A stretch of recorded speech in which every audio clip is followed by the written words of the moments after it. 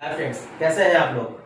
आज chapter first का third part है कोल्ड वॉर एरा का, जिसमें क्वेश्चन उठता है how did India challenge the bipolarity. How did India challenge the bipolarity मतलब बायोपोलरिटी का मतलब क्या होता है? दो ध्रुवीयता।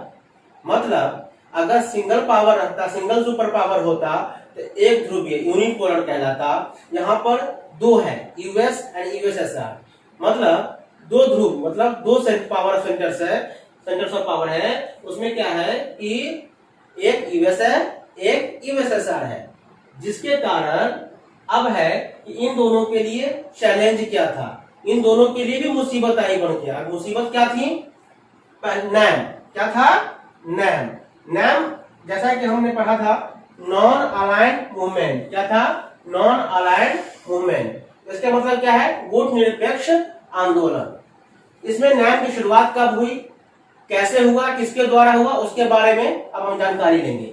इसके 5 फाउंडिंग मेंबर्स माने जाते हैं, जिसमें पहला है, 5 फाउंडिंग मेंबर्स में है पहला यूगोस्लाविया। कौन है? यूगोस्लाविया। यूगोस्लाविया जो कंट्री है, जिसके कौन है? Joseph brows टीटो। इसके नेता कौन है? Joseph brows टीटो। उसके बाद कौन है? इंडिया। इंडिया के नेता कौन थे? जवाहरलाल नेहरू। और तीसरा जो कंट्री है, थर्ड कंट्री, वो है इजिप्ट, जिसमें कौन है? Gamal Abdel Nasser. ये तीन नेताओं की एक अच्छी खासी बॉन्डिंग थी, अच्छी खासी फ्रेंडशिप थी आपस में, और इन तीनों ने इसकी शुरुआत की, पहली मीटिंग की। और पहली मीटिंग कब करते हैं ये लोग? 1956 में। कब करते हैं? 1956 में। यूगोस्लाविया के जोसेफ ब्रॉज टीटो, इंडिया के जवाहरलाल नेहरू जो प्रथम प्रधानमंत्री भी थे, इजिप्ट के गमाल अब्देल नासिर, इन तीनों में अच्छी बॉन्डिंग, अच्छी दोस्ती थी। और इन तीनों देशों के तीनों नेताओं ने 1956 में, सन 1956 में इन्होंने नैम की स्थापना के लिए पहले मीटिंग की है इन्होंने।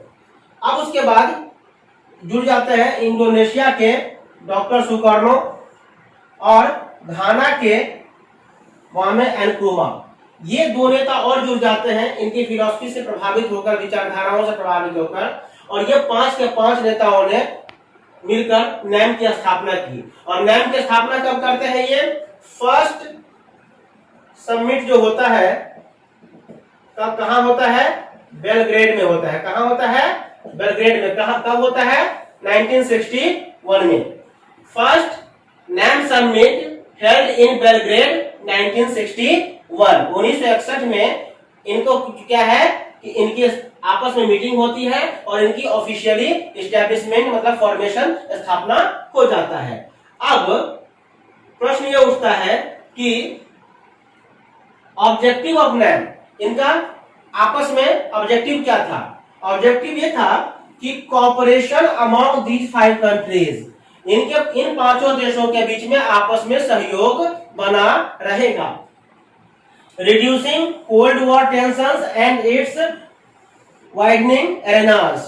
जो कोल्ड वॉर जो चल रहा है यूएसएसआर के बीच में, शीत युद्ध का जो दौर बढ़ रहा है और दायरा बढ़ रहा है, इसका क्षेत्र जो बढ़ता जा रहा है, यूरोप से एशिया तक पहुंच चुका था, इन सब की टेंशंस को कम करना। और तीसरा था dramatic entry of many newly decolonised African countries. मतलब कि बहुत ही नाटकीय ढंग से अफ्रीका के बहुत सारे देश स्वतंत्र होते हैं, जिसे लघु स्वतंत्र देश भी कहते हैं, और वो नैम ग्रुप को ज्वाइन इन्होंने किया।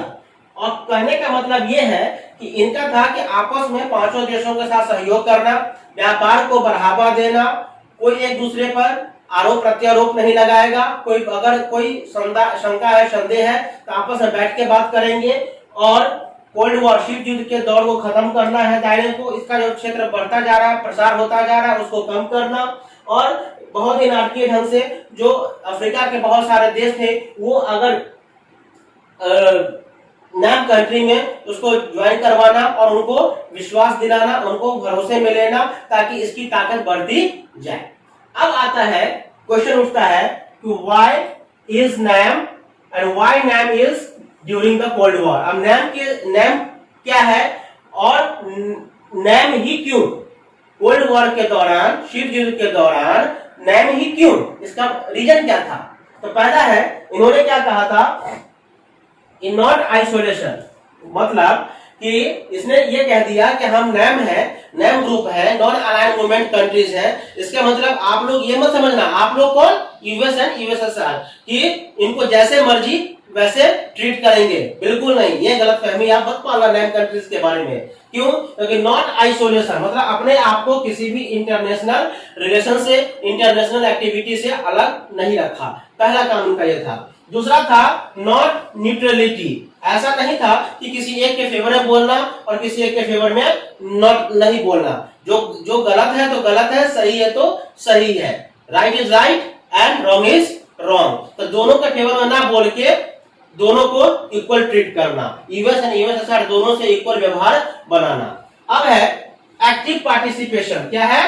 Active participation to soften cold war rivalries, मतलब कोल्ड वॉर राइवलरीज मतलब शीत युद्ध के जो प्रतिस्पर्धा थी, शीत युद्ध की जो लड़ाई चल रही थी, उसको कम करने की बात कही गई थी। उसके बाद है supporting newly independent countries not to join super powers, और जो न्यूली इंडिपेंडेंट कंट्री थे, जिसे नव स्वतंत्र देश थे अफ्रीका के, एशिया के, उनको ये सपोर्ट करना, उनको ये मोटिवेट करना, प्रमोट करना अपनी आइडियोलॉजी को कि you should not join the super powers, neither US not USSR. मतलब आपको ना तो यूएस वाले ग्रुप ज्वाइन करना चाहिए और ना यूएसएसआर वाले ग्रुप ज्वाइन करना चाहिए। क्यों? क्योंकि अभी अभी तो आपको आजादी मिली है इतने सालों की गुलामी झेलने के बाद, और अगर अचानक से आप किसी यूएस और यूएसएसआर दोनों ग्रुप में से ज्वाइन कर लेंगे तो दोस्तों सीधी सी बात है, उनका नियम चलेगा, उनका कानून चलेगा, और जिस ग्रुप में हम जाते हैं उनकी आइडियोलॉजी को हमें अपने साथ ढोना पड़ता है, अपने देश की जनता को थोपना पड़ता है, इम्पोज करना पड़ता है, जिसके कारण हो सकता है हमारे देश की जनता हमारे खिलाफ हो जाए और उनकी करेंसी को फॉलो करनी पड़ेगी, उनके झंडे को फॉलो करना पड़ेगा, उनके जो डोजियर होगा, जो नियम कानून होंगे उसको फॉलो करना पड़ेगा।